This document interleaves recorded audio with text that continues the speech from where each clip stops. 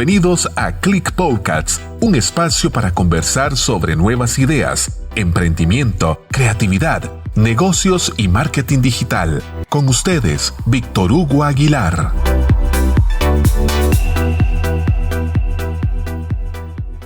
Bienvenidos a Click Podcast, un espacio para conversar sobre nuevas ideas, tendencias, tecnología y negocios. En esta ocasión nos vamos a analizar como sociedad. Les saluda Víctor Hugo Aguilar, director y fundador de Laboratorio de Ideas. Quiero agradecerles a los que me han hecho llegar mensajes o comentarios al correo clickpodcast@laboratoriodeideas.click sus buenas intenciones y sus comentarios positivos para seguir adelante con este programa. En este episodio nos acompaña Jorge Rodríguez Bogle, quien es máster en Sociología y en Gerencia Pública. Además, Jorge es docente universitario. Jorge, un gusto al fin tenerte acá en este episodio. Qué dicha que nos acompañas en Click Podcast. Hola Víctor, qué gusto tan grande estar por fin en Click Podcast y poder saludarte y a quienes nos escuchan y compartir con ustedes este importante espacio. Quiero empezar preguntando quién es Jorge Rodríguez Bogle y cuál es su experiencia. Yo te diría, Víctor, que lo que más me define, o por lo menos con lo que me siento más identificado, es ser profesor universitario, que es a lo que me dedico actualmente y lo que más pasión y ánimo me genera la posibilidad de conversar y de compartir con las y los jóvenes justamente para discutir lo que somos y la sociedad que somos. Antes de eso, pues he trabajado en el sector público y en el privado, tengo alguna experiencia también con algunas ONGs y bueno, hemos ido recogiendo a lo largo del tiempo esa experiencia para tratar de ponerla al servicio de las nuevas generaciones, procurando ofrecer perspectivas de lo que somos y de lo que queremos mejorar. Hablar de la sociedad, Jorge, no es un tema muy común, especialmente a nivel de podcast, pero sí quiero iniciar preguntándote algo muy importante que considero que vale el esfuerzo que lo analicemos, que hagamos una radiografía de Costa Rica y la veamos como una sociedad. Antes de esta pandemia, ¿cómo era el tico? Mira, el tico es una característica o una conformación muy particular que combina por un lado la idea de ser una persona afable, cercana, con cierto grado de empatía, pero también, de manera paradójica, con un sentido de individualidad muy grande. Entonces, de alguna forma, si uno tuviera que resumir, podríamos decir que antes de la pandemia éramos una sociedad, si se quiere, hasta cierto punto despreocupada. Aunque no faltan problemas y no faltan situaciones que analizar, en general la gente se siente o se ha sentido muy tranquila, como muy privilegiada de vivir en un país con una gran diversidad, con cierta estabilidad social, económica y política, y que entonces no hay tanto más de qué preocuparse hasta que precisamente llegó la pandemia. Ese 2019 nosotros lo vivimos distanciados, enclaustrados, virtuales, y ese año fue específicamente diferenciador. ¿Cómo nos tuvimos que adaptar nosotros como sociedad a ese 2019 y algo más que ya llevamos hasta la fecha? Mira, el proceso para adaptarnos como sociedad fue realmente complejo. Primero, por un sentido de individualidad que mencionábamos y porque en alguna medida, derivado de eso, nos cuesta mucho a veces seguir instrucciones y tener limitaciones a nuestro sentido de libertad y a lo que estamos acostumbrados. Circular sin ninguna restricción, poder tener contacto con la gente. Entonces esos cambios nos han representado un gran desafío, una forma de vernos diferentes porque sabemos que está en riesgo ya no solo la salud y la vida propia, sino la de quienes nos rodean y de los seres que más queremos. Jorge, y es que veníamos de ser de pronto el país más feliz del mundo y como sociedad nos transformamos. ¿Cuáles fueron esas áreas en donde más cambiamos? ¿Qué consideras que fue más afectado a nivel de sociedad con esta pandemia? Esa, Víctor, es una pregunta muy interesante porque es algo que todavía estamos procesando, ¿verdad? Como bien decías, llevamos más de un año en esto que nos tomó, como se dice popularmente, en curva. Nadie estaba suficientemente preparado para algo de esta magnitud. Y entre los cambios que hemos tenido que enfrentar, yo creo que el más sensible es no poder tener cercanía y contacto con las personas. O sea, no solo en Costa Rica, los seres humanos necesitamos de un entorno social. Saludar gente, conversar con la gente, abrazar a las personas que queremos, poder saludar de cerca. Y eso nos vino a cambiar dramáticamente. Si lo pensamos, no solo para las personas adultas, para los niños y las niñas, que ya no pueden compartir con otros niños y niñas en la escuela, que no podían salir a jugar al parque, ¿verdad? Por lo menos en las primeras etapas, que ahora si lo hacen igual para conversar necesitamos equipo de protección especial. Entonces el cambio ha sido muy grande, sobre todo en lo que significa tener distancia, que eso es algo que podríamos considerar muy contrario al proceso de sociabilidad al que estamos todas y todos acostumbrados. Entonces es muy importante pensar que si un niño o una niña recibe su formación como la hemos recibido todos y todas en el hogar, con todas las diferencias, pero ahí aprende, digamos, eso que se llama la socialización primaria y la complementa después en la escuela, con sus amigos y amigas, en el barrio, y ahora tiene eso truncado. No puede salir a jugar, no puede abrazar a otros niños y niñas, no puede comer con otros niños y niñas. Pero eso también, si lo pensás, pasa con los adolescentes y las adolescentes, con la gente en su trabajo.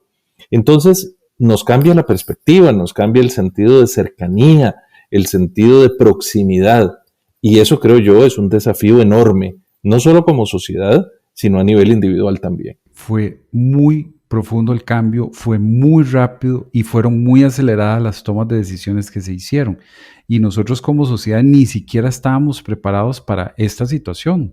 Cuando nosotros empezamos a ver las disposiciones que el gobierno toma, que la Organización Mundial de la Salud en su momento también toma, nosotros empezamos a creer que de verdad es importante generar ese cambio y empezamos a crear nuevos hábitos. ¿Qué cosas empezamos a hacer como sociedad y qué cosas dejamos de hacer con tal de cambiar y adaptarnos para esta pandemia? Eso, Víctor, que preguntas es algo realmente muy interesante y que a veces no lo pensamos lo suficiente. Por ejemplo, el hábito de lavarse las manos a conciencia, podríamos decir. En general, todas y todos hablábamos y considerábamos que nos lavábamos bien las manos. Y algo que descubrimos es que un hábito que teníamos equivocado era ese. No nos lavábamos suficientemente bien las manos, ni con la frecuencia debida, ni con la técnica debida. Entonces, un hábito que adquirimos sin lugar a dudas fue aprender nuevamente a lavarnos de manera adecuada y frecuente las manos, ¿verdad? Tener conciencia, por ejemplo, de que cada vez que teníamos contacto con una superficie, con una bolsa, con una persona, inclusive con un papel, era indispensable lavarnos las manos nuevamente y que no bastaba con haberlo hecho una vez en la mañana o una vez al día. Por otra parte, dejamos otros hábitos, como cuáles, como andar saludando a la gente de beso o estar abrazando a las personas cada vez que la espontaneidad así lo permitía.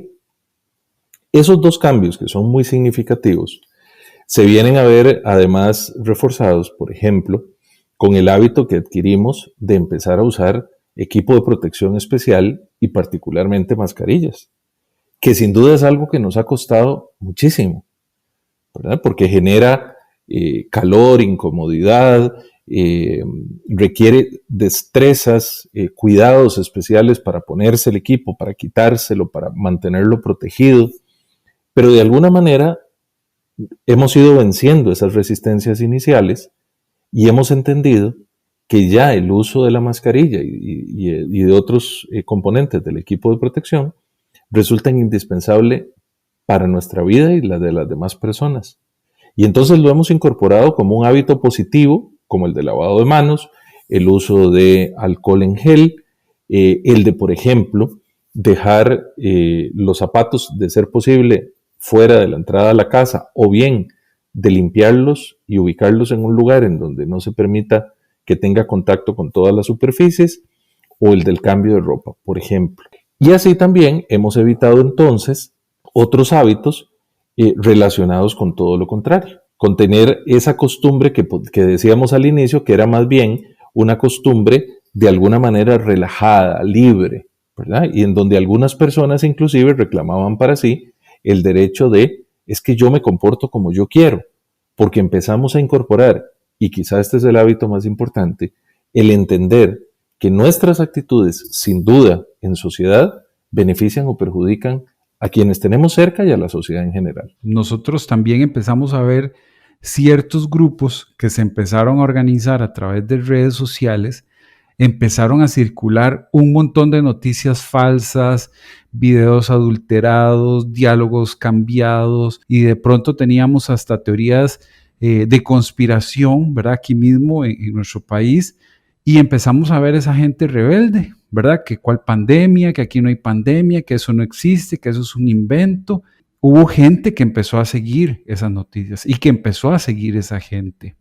¿Por qué se dio ese comportamiento? No solo hubo gente que empezó a seguir las noticias falsas y a quienes las producían, sino que hay gente que aún hoy, increíblemente, continúa siguiéndolas.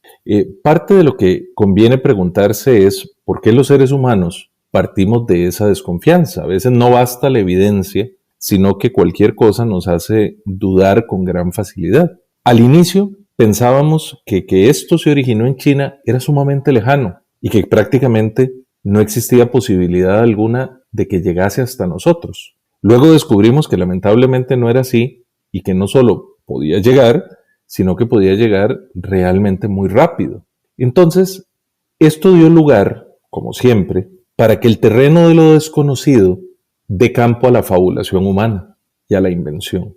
Y en un contexto como el que tenemos ahora, en donde la comunicación digital ofrece la posibilidad enorme de estar en un contacto cercano, en tiempo real, que nos permite una gran proximidad, hace que eso, de alguna forma, también traiga consigo, como la marea, ¿verdad? Que puede traer muchas cosas buenas, pero también puede traer troncos, basura y en este caso, noticias falsas. Y la gente empieza a creer, producto de esta mezcla con el miedo, con el temor a lo desconocido, a lo que puede ocurrir, se mezcla por otro lado con las nociones fantásticas, con las nociones de orden sobrenatural, de que esto podría obedecer a un castigo, podría obedecer, por el contrario, a un plan que han urdido algunos para lograr destruir a la humanidad. Y eso va dando lugar, y no hay un terreno probablemente más fértil que el miedo, ¿verdad? Entonces la gente, de alguna forma, ha empezado a actuar en relación con eso. Y esa acción se va repitiendo. Y asumen como verdad cosas que no solo no tienen ningún fundamento científico, ninguna evidencia, sino que además lo hacen un poco tratando de entender qué es lo que está pasando. Porque los seres humanos, y eso no lo podemos olvidar, Víctor, necesitamos una explicación. Necesitamos tratar de entender y una explicación que nos dé sentido a lo que está ocurriendo y a lo que se podría hacer. Entonces, muchas veces, ante la falta de una explicación, como ocurrió al inicio, de poder tener una solución determinante para el tema de la pandemia, mucho dio espacio a especulaciones, a cuentos fantásticos, a historias casi tenebrosas en torno a esto. Y claro, no se puede perder de lado que lamentablemente la gran cantidad de personas enfermas, la gran cantidad de muertes, pues no hace más sino abonar una situación como esta, que por otro lado entra en contradicción cuando la gente piensa, y muy fácilmente las personas caen en eso, bueno, pero es que con el nivel de tecnología y modernidad que tenemos hoy, ¿cómo no podemos combatir una enfermedad como esta? Y es que a veces olvidamos que hay cosas que están mucho más allá del desarrollo científico y tecnológico que tenemos. Cuando hablas de miedo, Jorge, yo estuve viendo la campaña que sacó Portugal para bajar la cantidad de contagios. Tuvieron un repunte, han estado teniendo muchos problemas, tienen los servicios hospitalarios saturados, y el gobierno de Portugal sacó una campaña para medios realmente aterradora. O sea, la tónica de la campaña es el miedo. Presenta unas imágenes durísimas, gente entubada en los hospitales, el señor abuelito, ¿verdad? En la cama, tendido, la señora abuelita también, boca abajo, con intubación. Esto realmente causó polémica a nivel de sociedad, porque el mensaje que se empezó a transmitir era justamente eso. Si usted sigue haciendo esto, va a terminar así. Entonces mucha gente empezó a hablar de que esta campaña en realidad funcionaba alrededor del miedo que generaba. ¿Qué tan poderoso es el miedo a nivel de sociedad, Jorge, para hacer que la gente realmente cambie? ¿Y por qué tenemos que recurrir a él para generar cambios de conducta? Sin lugar a duda, el miedo es uno de los más poderosos sentimientos que permiten movilizar y transformar las actitudes humanas y particularmente colectivas. Cuando hablábamos antes del miedo, Víctor, es importante recordar, hay miedos basados en situaciones evidentes, en evidencias, en resultados concretos, y hay miedos que podríamos llamar irracionales o no fundamentados, que eran los primeros cuando hacíamos referencia a que alguna gente asume que detrás de esto hay un esfuerzo de conspiración o que hay esfuerzos sobrenaturales actuando alrededor de esto. Pero por otro lado, y esto es muy interesante, las personas también vamos dejando de lado ese sentido de precaución que debe acompañar o que está ahí presente como parte esencial de nuestro espíritu y sentido de supervivencia. Así como cualquiera de nosotras y nosotros, si encuentra un perro muy grande, de repente toma la precaución de que el perro podría morderle, si conoce al perro y lo ve con alguna frecuencia, va haciendo que ese temor inicial se vaya relajando, ¿verdad?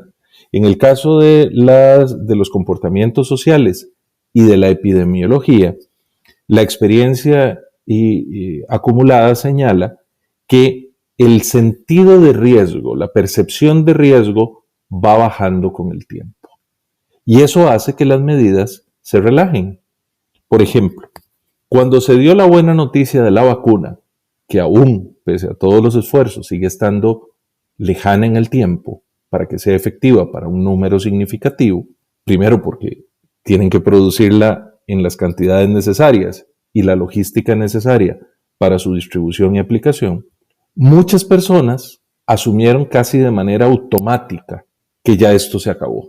Si ya hay vacuna, ya estamos curados, estamos salvados. Bueno, no es tan sencillo. La vacuna debe ser aplicada en las dosis correspondientes, en el tiempo correspondiente. Entonces hay un sentido hacia bajar la guardia.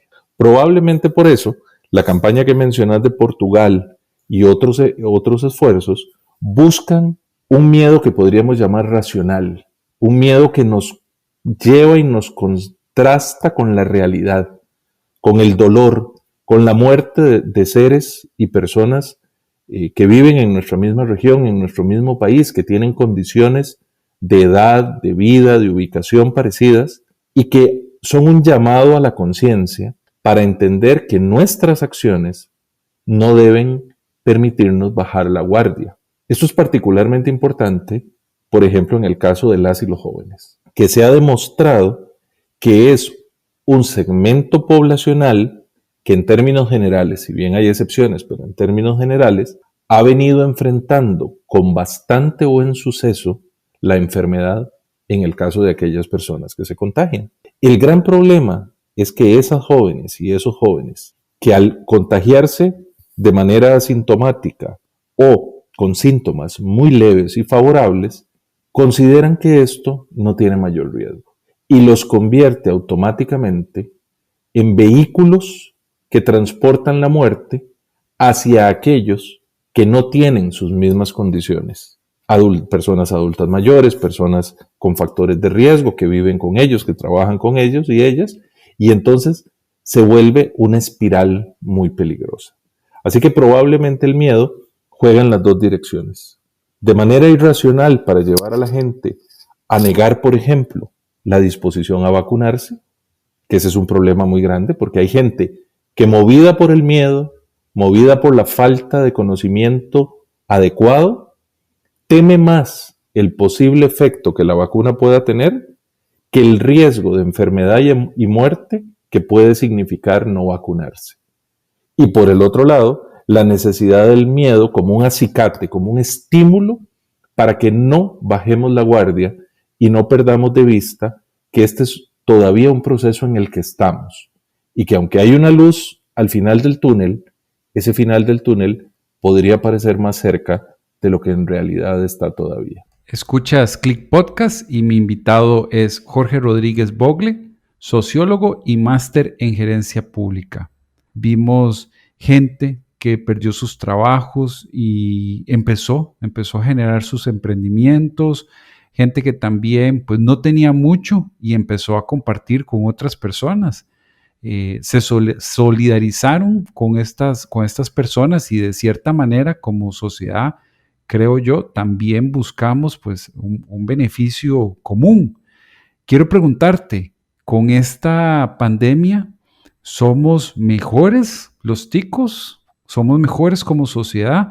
¿O esta pandemia de verdad vino y sacó nuestro lado no tan bonito, no tan bueno? Creo que han ocurrido las dos cosas. Sin embargo, tiendo a ser más optimista, reconociendo que son más los ejemplos positivos de cosas que han surgido a raíz de la pandemia. No solo la actitud de las personas comprometidas con su tiempo, con su trabajo, con su cuidado, el personal de salud, el personal de educación, inclusive el personal de seguridad, realmente comprometido con que en esto está en juego la salud y la vida de muchas personas. Pero también la posibilidad, y esto creo que es quizás lo más significativo, de que la pandemia es ha sido un desafío tan grande, ¿verdad? Un desafío tan imprevisto, como decías al inicio, donde nada ni nadie podía tener una previsión lo suficientemente buena de qué iba a pasar y cómo poder enfrentarlo de manera exitosa y de manera oportuna. Entonces, esto ha obligado a que las personas, con el riesgo enorme de perder su trabajo, su estabilidad, su casa, de no tener el ingreso suficiente para mantener a sus seres queridos, para cubrir la alimentación en el tiempo adecuado, y peor aún, para no poder hacerle frente a los problemas de salud, en algunos casos, ha llevado a sacar de las personas no solo el sentido solidario, sino el sentido y el deseo de salir adelante, ¿verdad?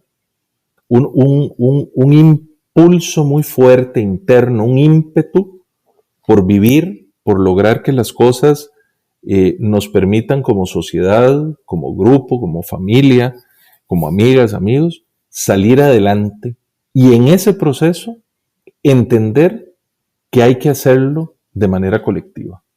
Porque si algo nos enseñó la pandemia y si algo nos ha venido machacando día con día, es que definitivamente nuestras acciones como grupo social determinan, condicionan y muchas veces pueden matar a las personas que están cerca nuestro, pero también pueden salvarlas. Y entonces nuestra actitud responsable, nuestro esfuerzo por tratar de salir adelante, las muchas personas que en medio de la adversidad más terrible, perdiendo trabajo, por ejemplo, pensemos en la gente del sector turismo, a quien ha golpeado de una manera tan feroz la pandemia y que no es sino hasta ahora que está empezando a recuperarse, de algunos sectores de servicios, ¿verdad? De alimentación, hospedaje, en fin. Y que muchas de esas personas han tenido la condición, el coraje de reinventarse.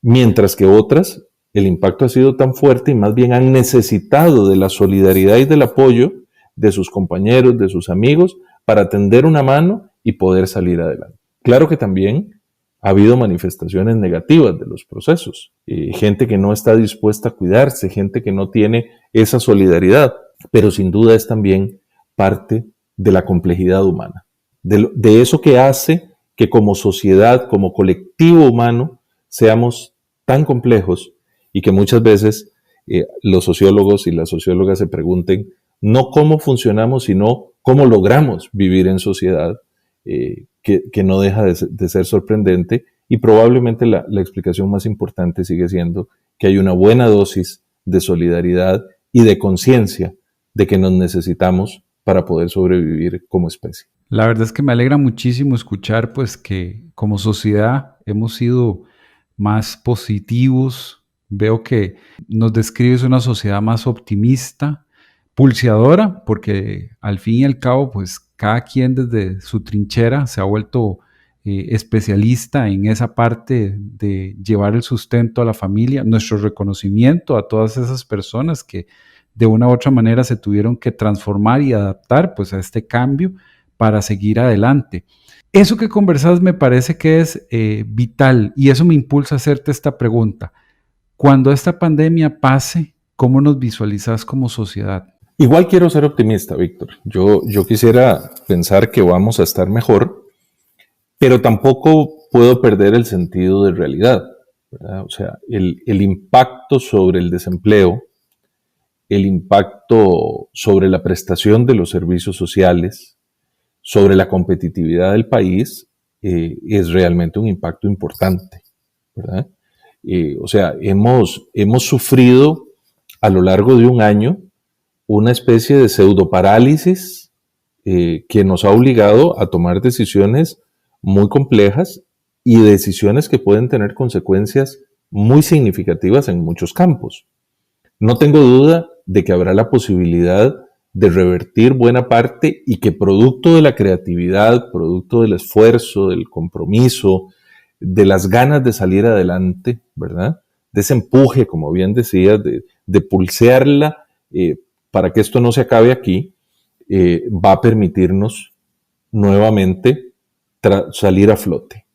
Pero, por ejemplo, un tema que para mí y creo que para buena parte de las personas es una gran preocupación es el tema educativo. O sea, nosotros no podemos perder de vista que para las y los jóvenes y las y los niños, particularmente de escuelas y colegios públicos y sobre todo de escuelas y colegios en condición de mayor vulnerabilidad, el impacto de la pandemia ha sido devastador, ha sido aún más grande.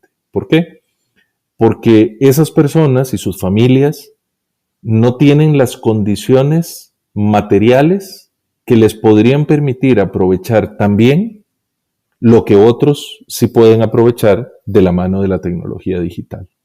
Y eso ensancha la brecha, la distancia que separa a quienes lo pueden hacer mejor de quienes no lo pueden hacer tan bien.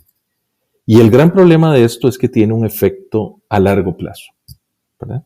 O sea, los niños y las niñas que dejaron de asistir regularmente a la escuela, que dejaron el proceso educativo trunco o que no lograron completar con la rigurosidad adecuada su proceso de formación, van a tener secuelas a lo largo de toda su vida académica, y eso va a requerir un esfuerzo personal, familiar y del sistema educativo aún mucho más fuerte.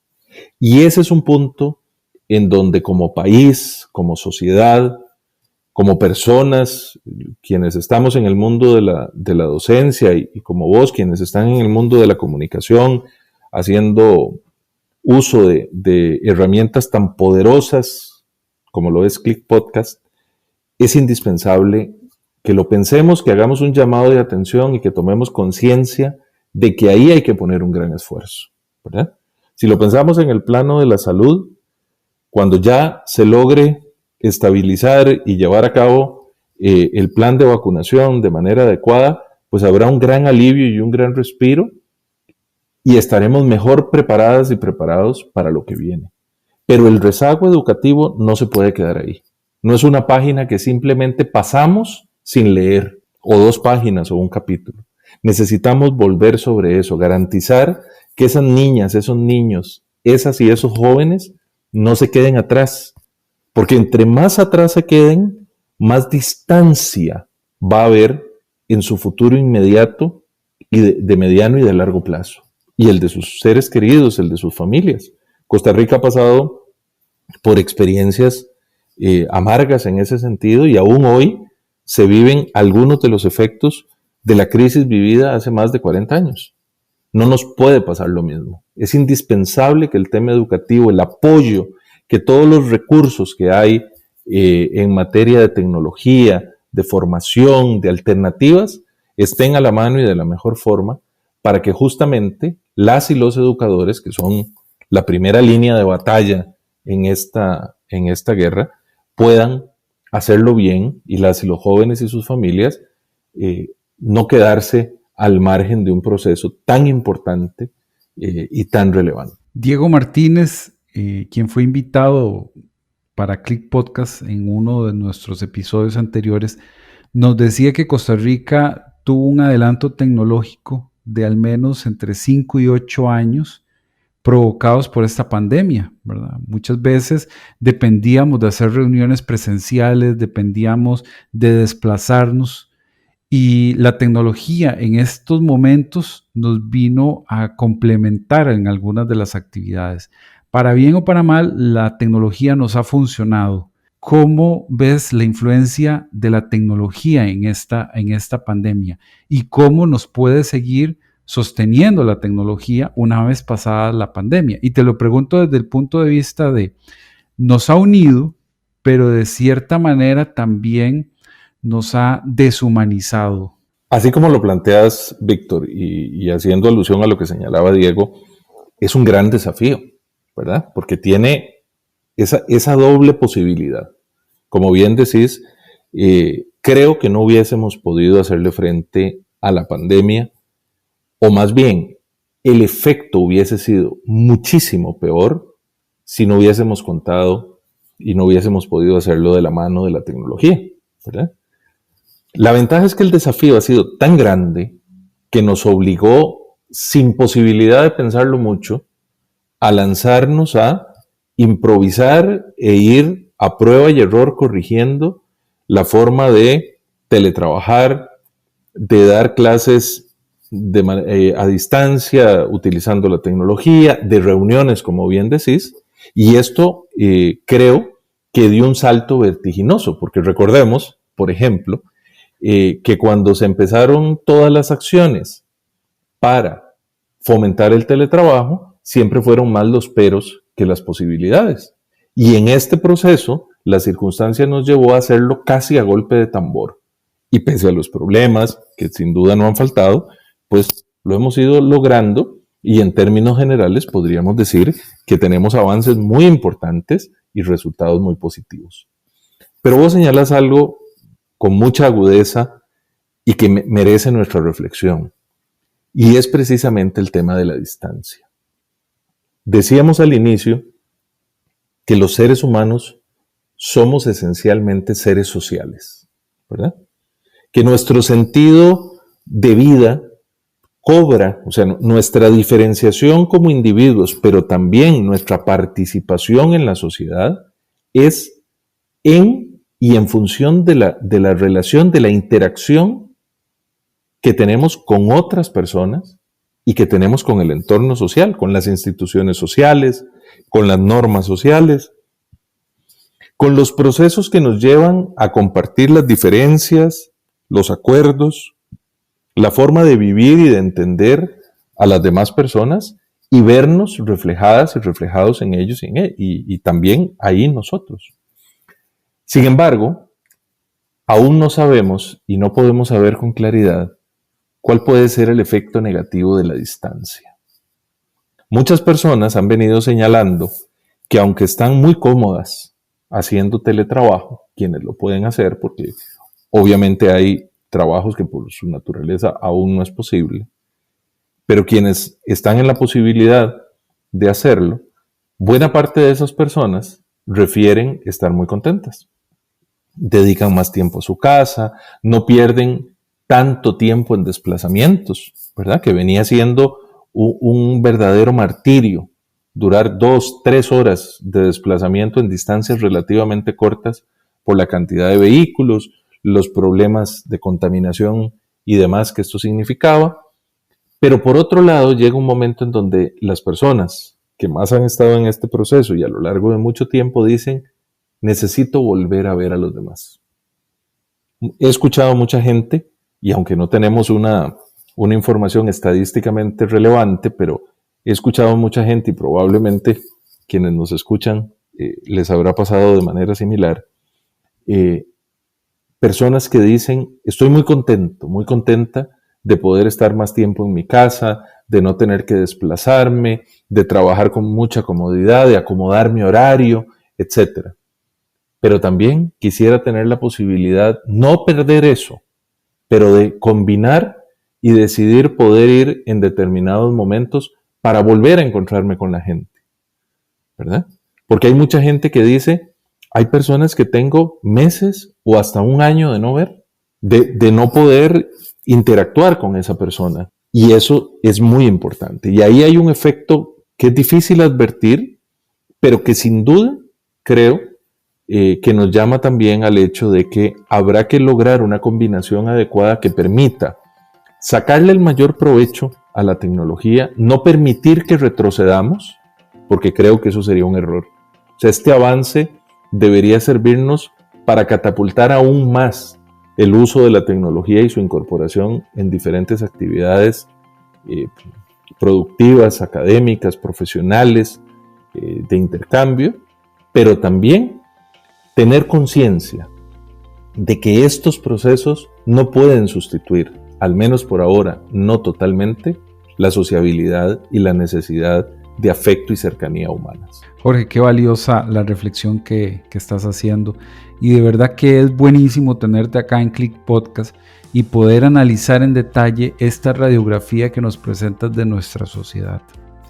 El tiempo nos ha ganado y no quiero irme sin antes hacerte una pregunta muy especial que acostumbro hacer a mis invitados.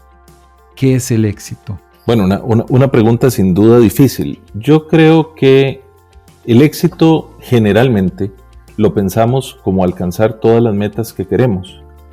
Yo pensaría, después de todo lo que nos ha pasado y después de lo que la vida y sobre todo la muerte nos han enseñado en este periodo, yo creo que el éxito es poder tener tranquilidad y poder tener la certeza de que siempre, más allá de nuestras convicciones personales, la vida es sin duda un milagro y la posibilidad de compartirla con todas y todos significa, creo, el mayor éxito posible. ¿Dónde podemos encontrar a Jorge Rodríguez Bogle? ¿Cómo te podríamos contactar? Bueno, a través de Twitter, JER Bogle, y bueno, y también en Facebook como Jorge Rodríguez Bogle. Jorge, de verdad ha sido un gusto muy especial que estuvieras con nosotros en este episodio de Click Podcast.